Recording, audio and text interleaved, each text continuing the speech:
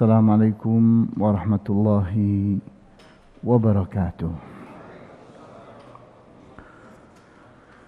Innal hamdalillah nahmaduhu wa nasta'inuhu wa nastaghfiruhu wa na'udzu billahi min shururi anfusina wa min sayyiati a'malina. Man yahdihillahu fala mudilla lahu ومن يضلل فلا هادي له وأشهد أن لا إله إلا الله وحده لا شريك له وأشهد أن محمدا عبده ورسوله لا نبي بعده نصلي ونسلم على رسولنا الأمين وعلى آله وأصحابه ومن تبعهم بإحسان إلى يوم الدين وبعد. Ikhwani wa akhwati fid din, a'azzakumullah. Kita masih sedang membahas tentang masa peralihan dari Khalifah Umar ibn al-Khattab kepada Uthman ibn Affan radhiyallahu anhuma, di mana terakhir kita sedang membahas tentang hal-hal yang terkait dengan penunjukan oleh 7 orang yang bermusyawarah. Kita perhatikan bahwa Umar bin Al-Khattab radhiyallahu anhu pada saat menjelang wafat telah menunjuk 6 orang yang termasuk 10 orang yang dijanjikan oleh Rasulullah SAW akan mendapatkan surga. Ke-6 orang itu disuruh bermusyawarah menunjuk salah satu dari mereka menjadi khalifah. Kemudian Umar bin Al-Khattab menambahkan anak beliau untuk ikut bermusyawarah tapi tidak boleh ditunjuk. Nah,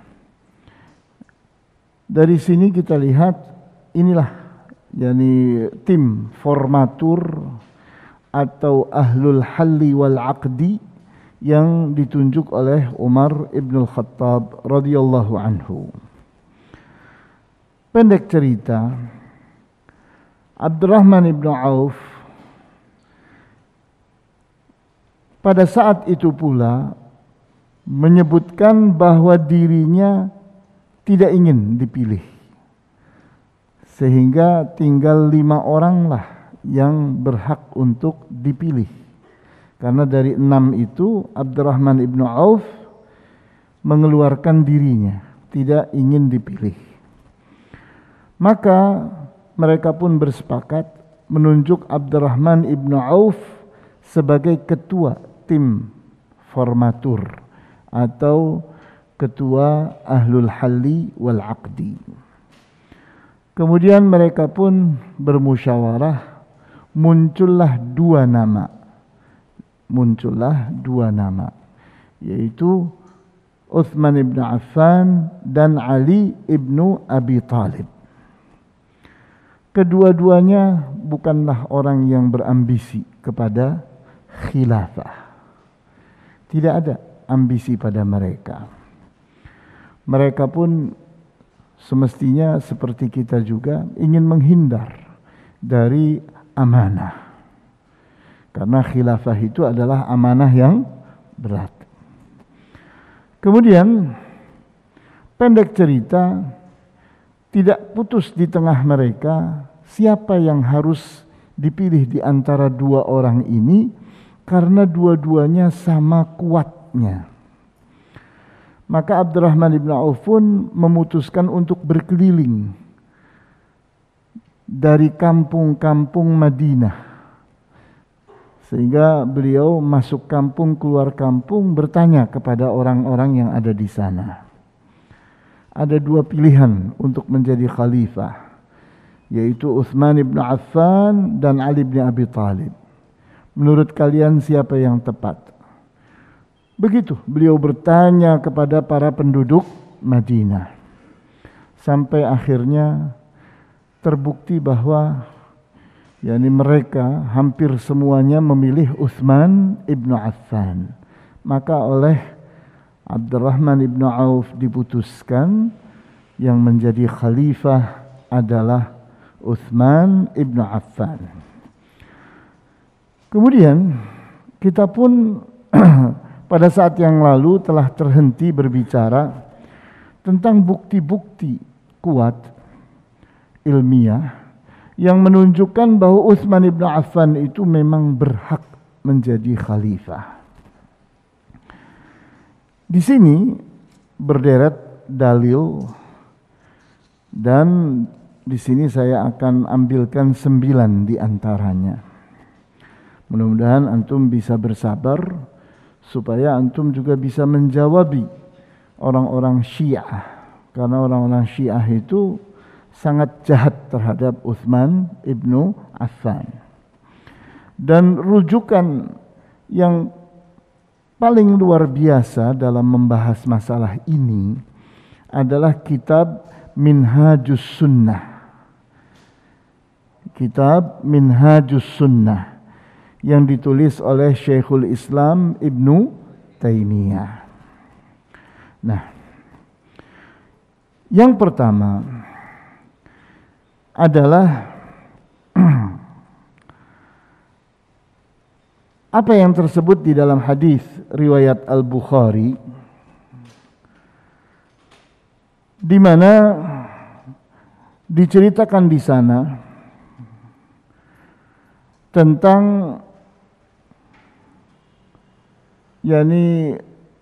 para periwayat dari kalangan para tabi'in yang menceritakan tentang hal ini,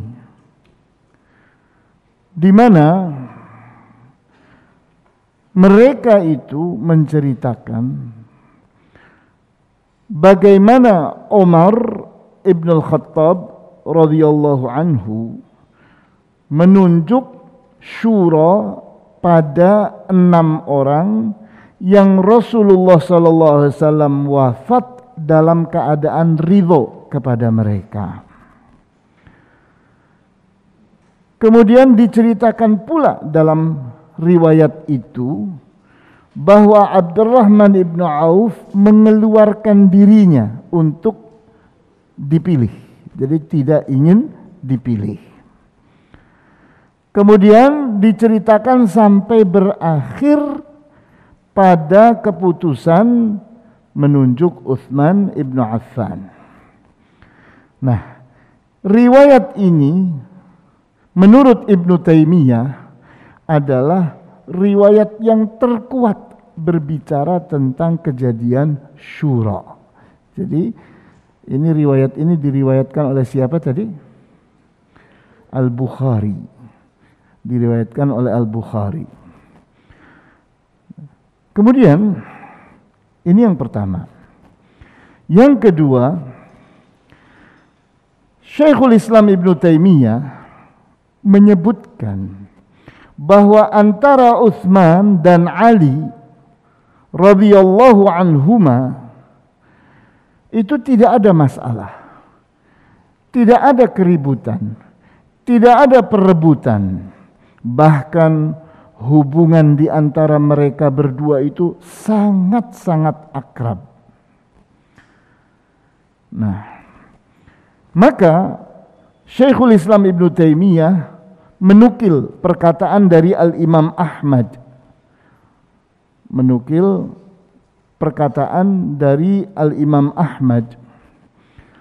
Dikatakannya, lam yattafiqin nasu ala bai'atin kama ittafaqu ala bai'ati Utsman. Tidaklah para manusia itu bersepakat untuk membaiat seseorang seperti sepakatnya mereka membaiat Utsman. Jadi antum bayangkan tadi saya ceritakan sebahagiannya bagaimana Abdurrahman ibn Auf sampai berkeliling ke Madinah. Dari kampung ke kampung, dari rumah ke rumah bertanya kepada mereka. dan mereka bersepakat memilih Utsman. Sehingga pada saat Utsman dibaiat, semua mereka tidak ada yang menentang, termasuk Ali bin Abi Thalib tidak menentang. Jadi tidak ada satu riwayat pun yang sahih membuktikan bahwa Ali bin Abi Thalib tidak suka kepada khilafah yang diberikan kepada Utsman ibn Affan. Sehingga kalau nanti ada fitnah sampai terbunuhnya Utsman ibn Affan, Ali bin Abi Thalib tidak terlibat sedikit pun. Bahkan nanti kita akan lihat ada riwayat yang sahih, Ali bin Abi Thalib membawa Al-Hasan dan Al-Husain, melengkapinya dengan senjata perang untuk melindungi Utsman dari para pengepung rumah Utsman. Jadi sampai sejauh itu. Ini harus kita pahami dengan baik supaya kita mengerti bahwa serangan-serangan orang Syiah itu serangan yang tidak ilmiah, tidak sesuai dengan kenyataan. Kemudian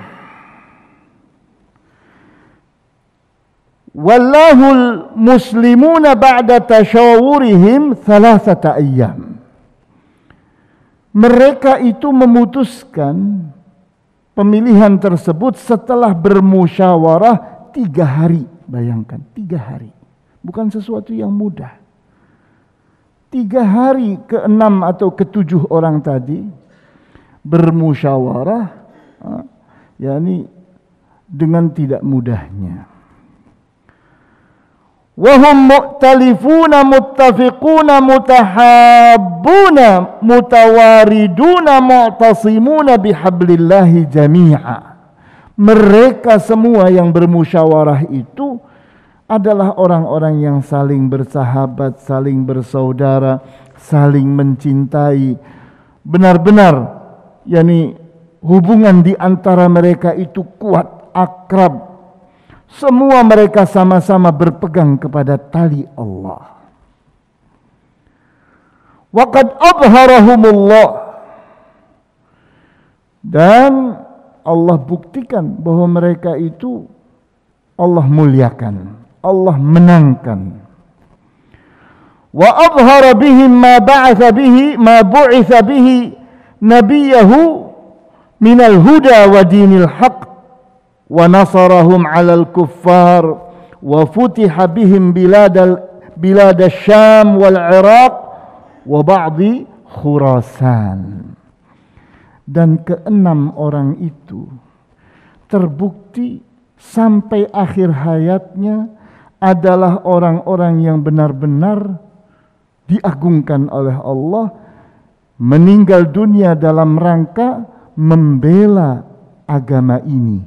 Sehingga di tangan mereka pula terbukanya negeri Syam.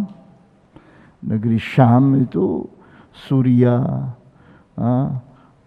Yordania, Lebanon, Palestina. Itu di tangan mereka. Sampai ke Irak. Sampai ke Khurasan. Itu di tangan mereka. Mereka meninggal dalam keadaan berjihad di jalan Allah. Jadi ini bukti yang kedua, bahwa tidak main-main ini masalah pemilihan Utsman ibn Affan ini. Kemudian bukti yang ketiga adalah sabda Rasulullah sallallahu alaihi wasallam yang diriwayatkan oleh At-Tirmidzi, di mana Rasulullah SAW bersabda, likulli nabiyyin rafiq wa rafiqi fil jannati Utsman. Setiap nabi itu punya teman dekat, dan teman dekatku di surga nanti adalah Utsman. Nah, hadis ini tidak seberapa kuat, tapi dikuatkan oleh hadis yang lain diriwayatkan oleh Al-Hakim, di mana Hadis ini mengatakan, Sa'altu Rabbi, Rasulullah SAW bersabda, Sa'altu Rabbi Azza wa Jalla alla yudkhilan nara ahadan sahara ilayya au sahartu ilaihi. Aku berdoa kepada Tuhanku yang maha mulia lagi maha agung, untuklah tidak dimasukkan ke dalam api neraka seseorang yang dia berbesan denganku atau aku berbesan dengannya. Artinya Rasulullah SAW itu yakni menjadi menantunya Abu Bakar As-Siddiq karena menikahi Aisyah, anaknya Abu Bakar As-Siddiq radhiyallahu anhum. Begitu pula Utsman ibn Affan, itu mantu sampai 2 anak perempuan dari Rasulullah SAW. Kemudian Ali bin Abi Thalib pula menikahi Fatimah, anaknya Rasulullah SAW. Jadi kita lihat sini ada di mana Rasulullah SAW jadi menantunya Abu Bakar. Di sisi yang lain ini ada orang-orang yang menjadi menantunya Rasulullah sallallahu alaihi wasallam. Kemudian ditambahkan lagi dengan hadis yang sahih diriwayatkan oleh Al-Bukhari di mana Rasulullah SAW bersabda, "Ala astahi min rajulin tastahi minhul malaikah." Apakah tidak layak aku ini merasa malu kepada seseorang yang para malaikat pun malu kepadanya, yaitu Utsman. Hadis ini bercerita tentang saat Rasulullah SAW berbaring di kamar beliau. Saat Abu Bakar masuk, masih tersingkap kaki beliau, dibiarkan. Saat Umar bin Khattab masuk, masih tersingkap kaki beliau, belum mengapa-apakannya. Begitu Utsman bin Affan yang masuk, ditutuplah kakinya seluruhnya oleh Rasulullah SAW. Maka setelah mereka semua pergi, Aisyah pun bertanya, "Ya Rasulullah, kenapa kejadiannya seperti itu? Pada saat Abu Bakar masuk, Umar masuk, engkau membiarkan kainmu seperti itu. Tapi pada saat Utsman masuk, engkau tutupi kakimu." Maka jawabannya adalah hadis ini. Tidak layakkah aku merasa malu kepada seseorang yang para malaikat pun malu kepadanya? Jadi seperti itu penilaian Rasulullah SAW kepada Utsman ibn Affan. Kemudian berikutnya diceritakan oleh Abdullah ibn Mas'ud bagaimana pada saat Utsman ibn Affan dibaiat menjadi khalifah, kita lihat apa yang dikatakan oleh Abdullah ibn Mas'ud radhiyallahu anhu. Katanya, "Buyi'a Utsman bil khilafati bay'na khairana wa lam na'lu." Kata beliau, dibaiat pada saat itu Utsman menjadi khalifah, dan kami pada saat itu benar-benar sedang membaiat orang terbaik pada kami, dan kami tidak salah dalam hal ini. Jadi Abdullah bin Mas'ud menceritakan seperti itu. Ternyata yang mensifati seperti itu bukan cuma Abdullah bin Mas'ud. Ali bin Abi Thalib pun berbuat hal yang sama. Kita lihat pada saat wafatnya Utsman bin Affan, maka Ali bin Abi Thalib pun berkata, kana Utsman awsaluna lirrahim, bahwa Utsman itu adalah orang yang paling menyambung silaturrahim. Wa kana minal ladzina amanu, dan dia tergolong di antara orang-orang yang beriman. Tsumma taqaw wa ahsanu, kemudian termasuk di antara orang-orang yang bertakwa dan bersikap ihsan. Wallahu yuhibbul muhsinin, dan Allah mencintai orang-orang yang bersikap ihsan. Jadi kita lihat ini, yang dikatakan katanya Ali bin Abi Thalib itu yakni bermusuhan dengan Utsman, padahal tidak. Kenyataannya beliau memuji Utsman. Kemudian tambahkan lagi satu lagi orang yang menceritakan juga pada saat dibaiatnya Utsman ibnu Affan, di mana Abdullah ibnu Umar ibnu Khattab radhiyallahu anhuma menceritakan bagaimana Utsman ibnu Affan, beliau itu hidup mendampingi Utsman ibnu Affan dari saat mulai dibaiat sampai wafat. Itu Abdullah ibnu Umar tidak berpisah dari Utsman ibnu Affan. Beliau katakan, wa kana asyaddan nasi fil iltizami sunnatil Muhammadiyah. Utsman ibnu Affan itu adalah orang yang paling kuat dalam berpegang kepada sunnahnya Nabi Muhammad sallallahu alaihi wasallam.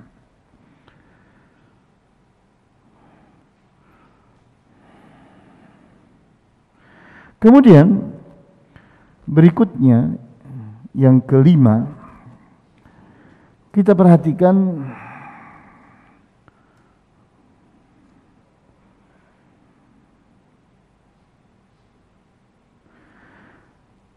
diceritakan oleh Mubarak ibnu Fudalah,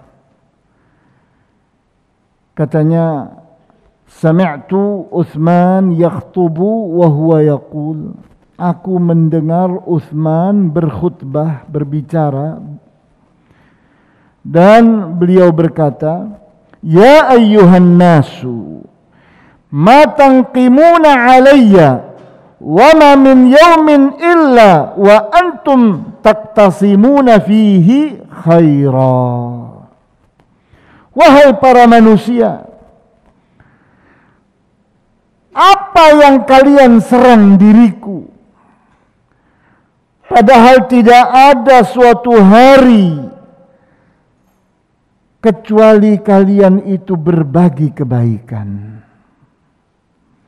Jadi Utsman ibn Affan lagi mempermasalahkan orang-orang yang tidak pandai bersyukur ini, mencari-cari masalah. Yani Utsman ibn Affan menyebutkan tidak ada satu hari pun tidak ada kecuali setiap hari ada saja yang dibagi kebaikan-kebaikan itu kepada masyarakat di zaman itu. Kemudian berikutnya lagi diceritakan oleh Al-Hasan Al-Basri, katanya, syahidtu munadiya Utsman yunadi, aku menyaksikan orang yang menjadi utusan Utsman memanggil-manggil orang, ya ayyuhan nas ughdu ila u'tiyatikum, wahai para manusia, pergilah kalian mengambil pemberian-pemberian kalian.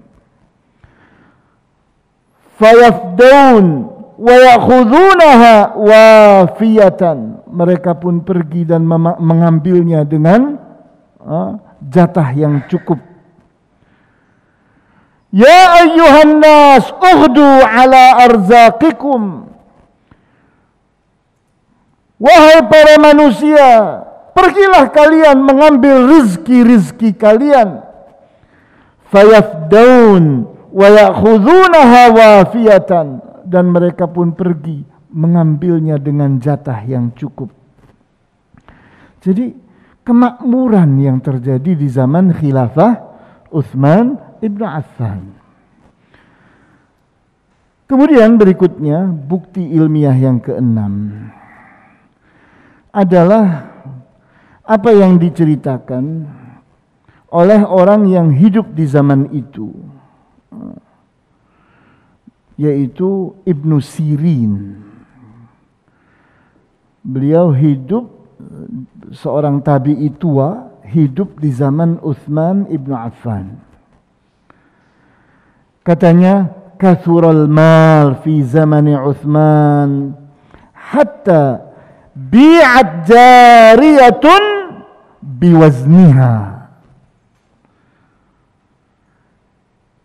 Harta benda di zaman Utsman ibn Affan itu melimpah, sehingga seorang budak perempuan itu harganya adalah dirham seberat tubuh budak perempuan itu.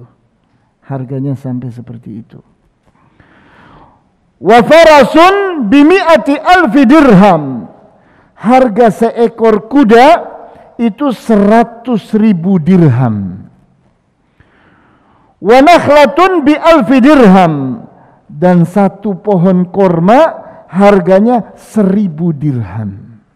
Itu di zaman Utsman ibn Affan. Jadi orang itu melimpah, rizki itu melimpah, sehingga kemampuan orang itu sangat tinggi sekali. Kemudian Abdullah ibn Umar ibn al-Khattab suatu saat diminta untuk membandingkan di antara dua orang ini, Ali bin Abi Thalib dan Utsman, siapa yang lebih baik. Marah Abdullah ibn Umar ibn al-Khattab dan berkata, "Qabbahakallah, Allah jelekkan kamu," katanya. "Tas'aluni an rajulain kilahuma khairum minni." Engkau bertanya kepadaku tentang dua orang yang kedua-duanya lebih bagus daripada aku. Turidu an aghubba min ahadihima wa arfa'a min al-akhar, dan engkau menginginkan agar aku merendahkan salah satunya dan mengangkat salah satu yang lain. Marah beliau, tidak mau. Jadi kita lihat ini bukti bahwa Utsman ibn Affan itu sangat mulia. Sangat mulia diri beliau, sifat beliau, keadaan beliau, sampai perbuatan beliau dalam menunaikan amanah sebagai seorang khalifah pun terbukti mampu memakmurkan negeri. Kemudian kita kembali ke zaman Rasulullah sallallahu alaihi wasallam. Di dalam hadis yang diriwayatkan oleh Al-Bukhari, pada saat Rasulullah sallallahu alaihi wasallam berlindung di puncak gunung Uhud, beliau pun mendapati gunung Uhud bergetar. Maka ditepuk-tepuknya oleh Rasulullah SAW gunung Uhud, "Uthbut Uhud, tenang engkau wahai Uhud. Fa inna ma'alaika, sesungguhnya yang ada di atasmu nabiyun, seorang nabi, wa siddiq, seorang siddiq yaitu Abu Bakar, wa syahidan, dan dua orang yang mati syahid." Benar-benar omongan Rasulullah jadi kenyataan. Umar bin Khattab dibunuh oleh siapa? Abu Lu'lu'ah, ya kan? Terus Utsman bin Affan dibunuh oleh para pengepungnya. Antum bayangkan, ini Utsman bin Affan. Semestinya beliau itu sangat mampu membabat semua orang pengepung itu. Tidak ada sulitnya.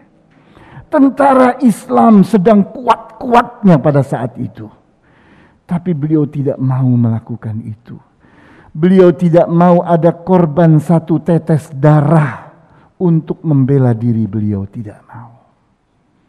Padahal itu mudah sekali untuk dilakukan. Beliau seorang khalifah, mampu memenangi peperangan melawan negara-negara besar. Sampai Islam itu sudah sampai di pojok-pojok dunia. Sudah masuk ke Afrika. Tapi beliau tidak mau menggunakan tentara untuk melindungi diri beliau. Kemudian berikutnya lagi, bukti yang ke-8, kalau tadi yang ke-7, ini yang ke-8, bahwa suatu saat, ini hadis ini sahih, diriwayatkan oleh Al-Bukhari, diceritakan oleh Abu Musa Al-Asy'ari. Suatu saat Rasulullah SAW berada di dalam kebun. Kemudian Abu Musa Al-Asy'ari menjadi penjaga kebun itu. Sehingga tidak boleh ada orang masuk kecuali dengan seizin beliau. Maka Abu Musa kedatangan Abu Bakar As-Siddiq. Maka dia meminta izin kepada Rasulullah. Ini Abu Bakar As-Siddiq ingin masuk, ingin duduk bersamamu. Apa jawab Rasulullah SAW? I'dzan lahu wa basyirhu bil jannah. Beri izin dia dan beritakan gembira bahwa dia akan masuk ke dalam surga.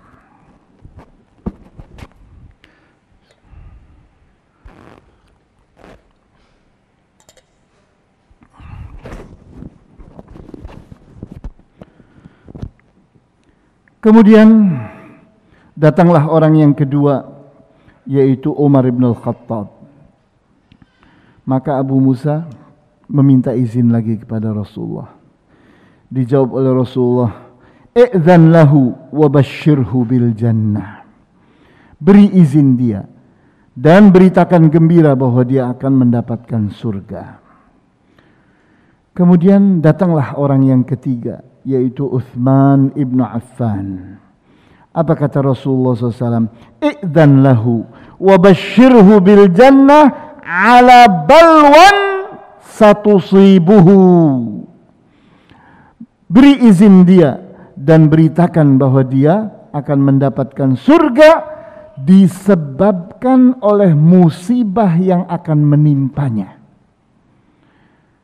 Jadi Rasulullah SAW itu sudah memberitakan berita. Tadi pada saat berada di Gunung Uhud, beliau katakan, Uthbut Uhud, tenang Uhud, bahwa di atasmu sekarang ada seorang nabi, seorang siddiq, dan 2 orang yang mati syahid. Jadi kematian Utsman ibn Affan itu adalah orang yang syahid. Kemudian ini, pada hadis ini pun Rasulullah SAW menyebutkan bahwa Utsman ibn Affan itu akan meninggal dunia dengan kejadian yang sudah tergambarkan dan beliau menjadi syahid sebab itu. Kemudian bukti yang ke-9, di mana Rasulullah SAW tampil dalam mimpi Utsman ibn Affan pada saat beliau dikepung oleh para pengepung. Disebutkan bahwa para pengepung Utsman ibn Affan itu ada 1.800 orang. Ada 1.800 orang. Berasal dari 3 kota. Kota Basrah, kota Kufah, dan kota Fustat. Kota Basrah, kota Kufah, dan kota Fustat. Nah, ini ketiga-tiganya ada di mana ini? Di Irak. Nah, masing-masing 600 orang. Jadi jumlahnya 1.800 orang. Dan mereka itu semua terfitnah oleh siapa? Siapa? Abdullah ibnu Saba, yang disebut dengan Sabaiyin, para pengikut Abdullah ibnu Saba. Kemudian Utsman ibn Affan dijaga oleh anak-anak para sahabat. Di antaranya dua orang yang tadi disebut siapa? Al-Hasan dan Al-Husain. Maka Utsman ibn Affan di saat itu sudah berusaha menerangkan, sudah menjelaskan, sudah menjawab semua fitnah-fitnah dan tuduhan-tuduhan mereka. Satu persatu sudah dijawab. Beliau naik ke atas loteng, beliau berhadapan dengan mereka semua. Tapi pada akhirnya tetap menuntut untuk yakni turun engkau dari khilafah atau kami bunuh engkau. Maka beliau pun bermimpi berjumpa dengan Rasulullah sallallahu alaihi wasallam. Nah, inilah di antara ceritanya itu tersebut di dalam hadis yang sahih, diriwayatkan oleh At-Tirmidzi, dinilai sahih oleh Al-Albani, di mana pada saat itu Utsman bin Affan meyakinkan orang-orang yang pada menjaga beliau untuk segera meninggalkan penjagaan. Beliau katakan, inna Rasulullah sallallahu alaihi wasallam ahida ilayya ahdan fa ana sabirun alaih. Sesungguhnya Rasulullah itu telah menjanjikan aku janji dan aku bersabar terhadap janji itu. Ini kita lihat riwayat At-Tirmidzi. Ada riwayat-riwayat yang lain yang menceritakan bahwa Utsman bin Affan itu bermimpi berjumpa dengan Rasulullah sallallahu alaihi wasallam, di mana dikatakan oleh Rasulullah SAW, wahai Utsman, jadilah engkau salah satu dari dua anak Adam. Di saat yang satu itu mengulurkan tangannya untuk membunuh, yang lain tidak melawannya, maka terbunuhlah dia. Itu perkataan dari Rasulullah SAW di dalam mimpi. Sedangkan kita tahu mimpinya Rasulullah SAW, mimpi seseorang melihat atau bertemu dengan Rasulullah SAW itu adalah kebenaran, adalah sesuatu yang tidak bisa ditipu oleh syaitan. Sehingga mimpi berjumpa dengan Rasulullah SAW di dalam mimpi itu adalah sesuatu yang benar. Asal kita mengerti, kita berilmu tentang Rasulullah SAW. Itu posturnya seperti apa, mukanya seperti apa, rambutnya seperti apa, hidungnya seperti apa. Kita mengenal betul Rasulullah SAW seperti yang diceritakan di dalam kitab-kitab sirah. Maka kalau kita berjumpa orang yang seperti itu persis dan mengaku bahwa dirinya adalah Nabi Muhammad SAW, maka kita pun mempercayainya. Barangkali ini yang bisa dibahas. InsyaAllah kita lanjutkan setelah adzan dengan dialog. Silahkan. Silahkan.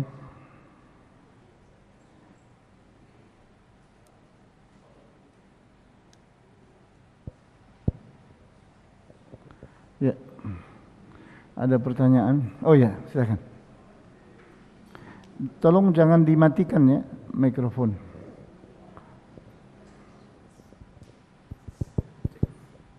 Bismillahirrahmanirrahim. Assalamualaikum warahmatullahi wabarakatuh, Ustaz. Assalamualaikum warahmatullahi wabarakatuh. Mau tanya Ustaz, berkaitan dengan tadi kan disampaikan bahwasanya di akhir-akhir hayat Utsman radhiyallahu anhu itu bermimpi bertemu dengan Rasulullah. Itu mungkin pertanyaannya agak aneh, apakah beliau itu tertidur atau seperti apa ya?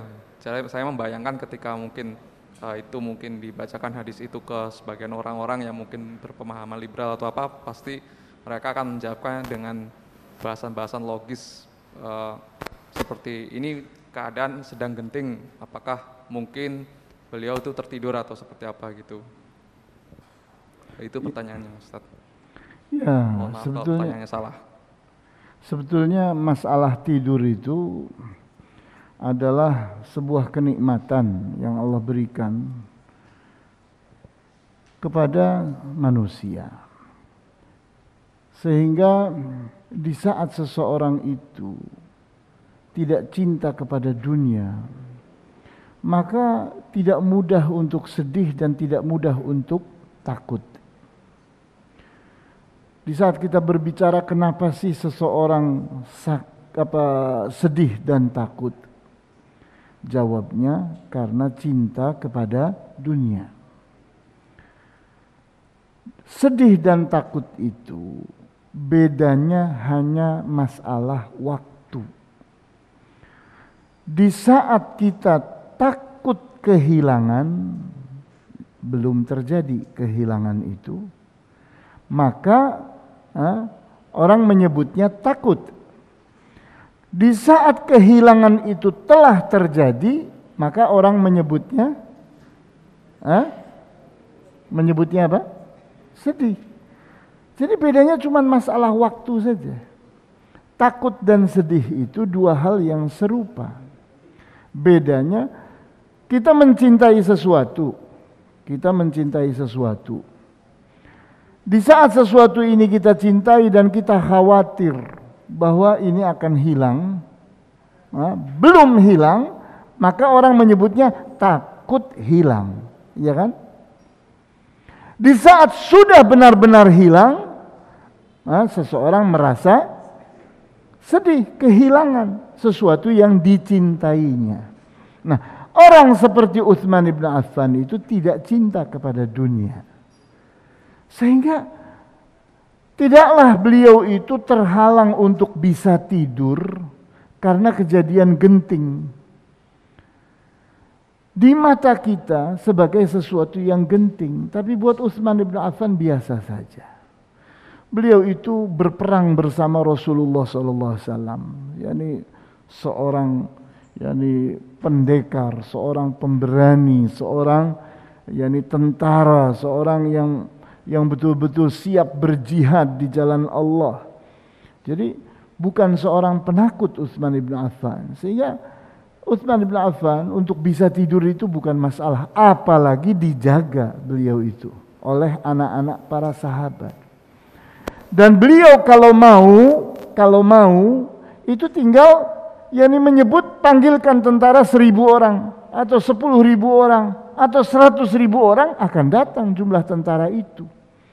Karena beliau itu memiliki tentara yang sudah sangat besar sekali di zaman itu. Begitu. Wallahu a'lam. Ya, silakan. Ada lagi? Silakan, ada lagi yang lain?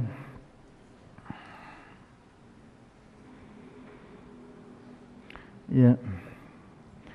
Akhwat, barangkali ada pertanyaan.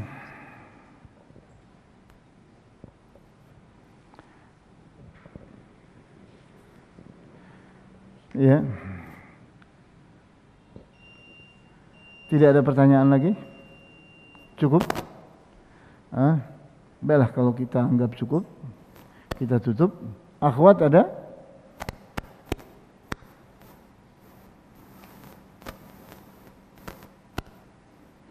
Baiklah, kita tutup. Wallahu ta'ala a'lamu bis-shawab. Walhamdulillahi rabbil alamin. Wa sallallahu ala asyrafil anbiya'i wal mursalin wa ala alihi wa ashabihi ajma'in. Subhanakallahumma wa bihamdika asyhadu an la ilaha illa anta astaghfiruka wa atubu ilaik. Wassalamu alaikum warahmatullahi